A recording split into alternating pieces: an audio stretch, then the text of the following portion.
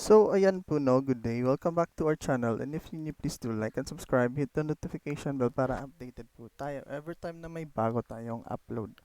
So, yeah, today pag-usapan po natin si XPet, ang panibagong NFT game na parang magiging hype ngayong bull run, no? So, 2024. So, bigla ko siyang na-content because free to play lang siya and ang na-earn ko agad $86, $82. So, free to play lang to guys 82 4K agad. Free lang, as in free lang talaga. Yung ginawa ko lang is eto dito. Before niyo makita to, magda-download muna kayo ng itong extension. So, itong extension nila is ida-download mo. So, click mo lang itong link ng extension. Ipopost ko sa description box. Pati sa comment siguro. Pero I think sa description box ko lang siya ipopost. I-download nyo sa Google extension nyo sa desktop at saka laptop nyo. Available lang to muna sa mga desktop and laptop. Hindi pa siya available sa mobile. So, available lang siya dito. So, pag na-install mo na siya, lalabas dito yan dito sa taas. Hope na nakikita, no? So, katabi ng ano yan, mga wallet ng MetaMask, Ronin Wallet, yun, BitGet. So, ito si XPet. So, pwede mong i-pin yan dito. So, pwede mo ring i-unpin. So, sa akin, ipipin ko siya para makita ko siya agad. So, ito na yung wallet ko. So, before ka before ka maka-join sa NFT game na to, punta ka sa Twitter muna, mag-create ka ng Twitter account mo kasi yung earning dito is through Twitter. So basically may pamigay sila dito, ito dito. Ito yung pupuntahan yung Expert Social Fi. So don't worry kasi nandito naman yan sa extension dito sa floating extension. So iba yung extension ng wallet Iba yan. Itong wallet is nasa taas yan. Ito sa Google Chrome extension. Dito naman sa floating naka-integrate yan, no? Hindi siya pwedeng i-drag pero nasa upper right siya dito, katabi ng scroll bar. Ayan. Ito, i-click mo lang yan. Pwede mo siyang i-minimize at i-maximize. Pwede siya minimize, maximize. Yan. So, ang quest ko kanina is dalawa. Ito yung home. Yan, ito yung itsura ng home. Lugagi. Ayun, oh. Ayan, oh, nag-reflect ko. $7 kanina, eh. Ay 7 bpet yung unang bigay dito ako sa itong OKX na na to. Nag Pag-click mo diyan, merong lalabas na chess, no? May lalabas na chess dito. So, ayan, punta ka dito sa nila. Ayan. Daily yan, no? Daily may floating na chess dito sa taas. Ito dito sa taas. Ganito itsura niyan. Ganito itsura. So, ayan, no, you have acquired 50 bpet chest as ayan, ito. Yan. So, yun yung nandito nasa taas yan if magpo-float. So, before mo siya maklik, kailangan mong ito yun. Ayun. Nag-pop na siya, no? So, may instruction yan. Reply with any text greater than 16 characters and includes expet. So, ang ginawa ko, nag-reply ako ng above 16 character, then naglagay ako ng expet na word. Then, after ng expet, naglagay ako ng hashtag expet. So, ang binigay sa akin, 50 bpet, guys. So, yung 50 bpet, gulat ako, ang laki ng value, 80, yung umpisa, sa first na quest ko, alam ko lang kung bug yun pero sa first na quest ko, dito, first quest, nakalagay dito, first quest, ifa-follow mo tong, nila, Twitter page, or Twitter channel, yan, na-follow ko na siya. Then, ang pangalawang task is bell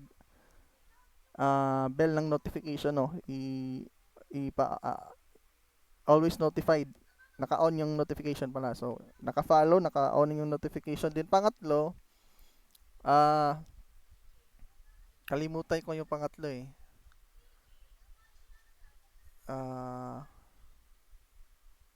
Like and share ata. O parang like and share. Ewan ko lang, basta parang like and share yon.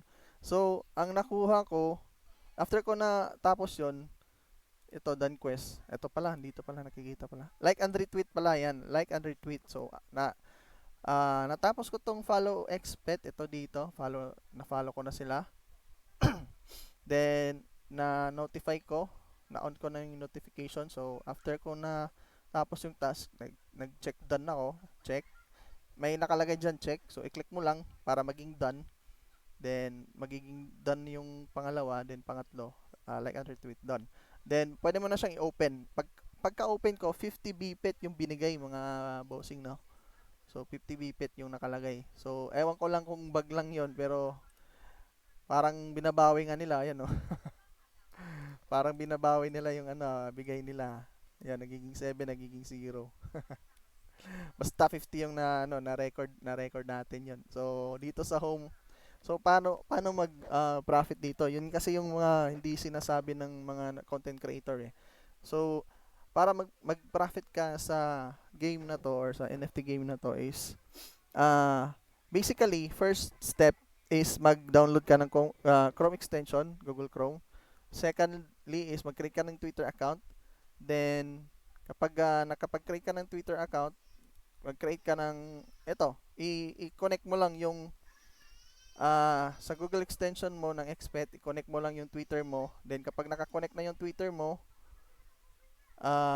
ayan, ito, magkakaroon ka na ng wallet. So ito na yung wallet mo. Then kapag may wallet ka na, punta ka dito sa floating extension, click mo to. Then dito sa home, katabi ng home may quest, no? So makukuha mo din yung yung random na level 1 na pet. So, yan. Then, kapag nakuha mo na yung random level 1 na pet, punta ka agad sa quest. Tapusin mo tong newbie quest. Ito, check mo done, done, done. Tapos, dito sa pangalawa, ito, go to expect tech profile to claim chest. So, ayan. So, daily ito, no? So, meron yan. Meron at meron. Araw-araw meron yan. So, para saan yung BPET is pang-upgrade yung BPET. So dito sa store pwede mo ring ipambili. Ayan. So magle-level up 'yan. And note guys, yung coin ni Expet is 30 million lang ata.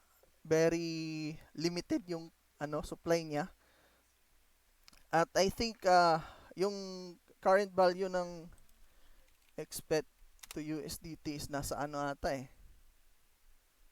Ayan o, $2. 2.67 expect, then may BPET pa yan. BPET to USDT. So ayan o. So 1.45 yung BPET. So may 50 akong BPET kanina plus 7, 57. So may $82 ako. So yun yung na-earn ko, $82. So ito di ko alam kung ilan yung supply nito. Sa Expet naman 30 million. Ay 300 million pala. So mabilis lang mabilis maubos to.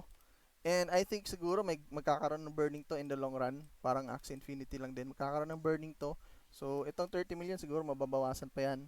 Kung if ever na madami talaga yung demand, itong 30 million kukulangin to. So magiging magkakaubusan. Potential baka maging I don't know. Hindi ko alam kung ilan yung kayang liparin nito. $100 per coin na expet. And yung expet is yung BPET na nafa-farm. Ito yung nafa-farm guys yung BPET. So yung BPET ito yung nafa-farm sa game, no? No. So itong BPET ito yung nafa-farm. Again, ito yung nafa-farm.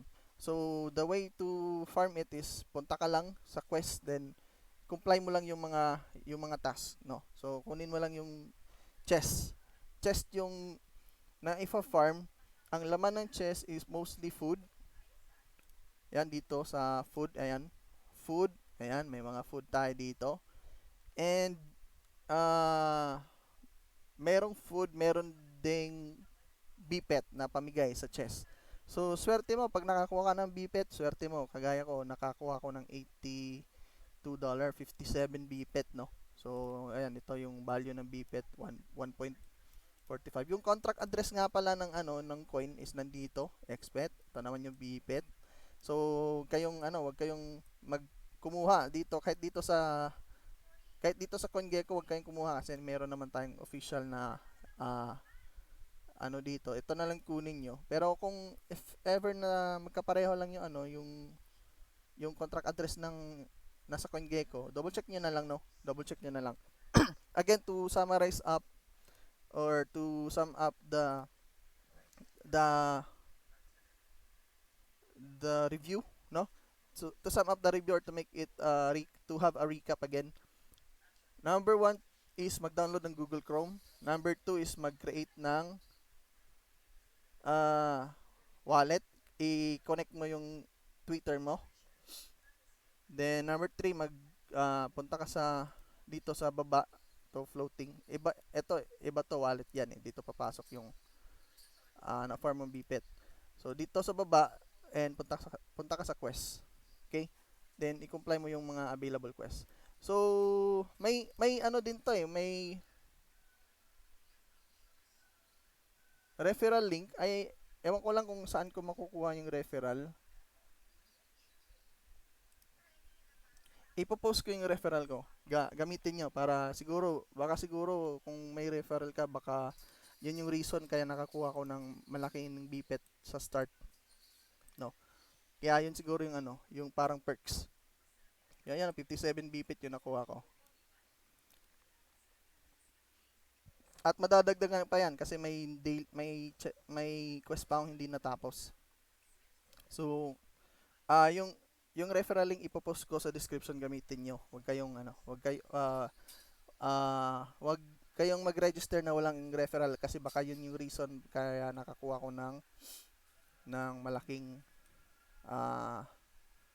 BPET sa start. So, ang pinanood ko si Sir DMC Trend kaso yung details niya is masyadong mahaba and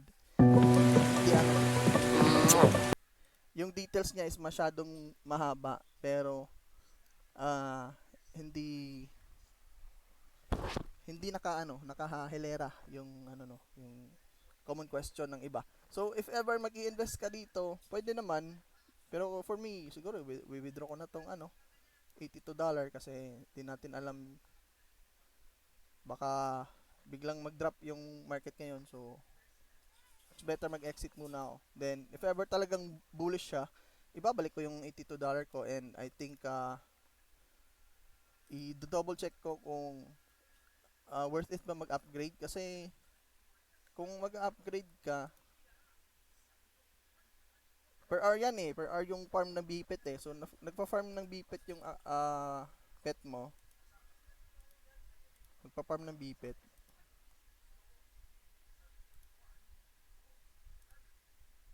Ano kaya to? Ito hindi ko to alam, ano to eh, yung balance, Hindi ko to magets.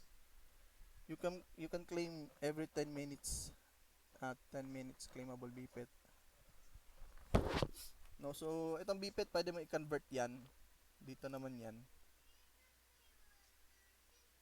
Yan no. So pwede nating i-withdraw. Maggagawa ko ng separate video para sa withdrawal. No, so create muna kayo ng account, gamitin niyo yung referral link ko and hope na mag-profit kayo, magkaroon kayo ng same profit ng sa akin. So peace and out, yan lang muna and peace and out. Subscribe and chill.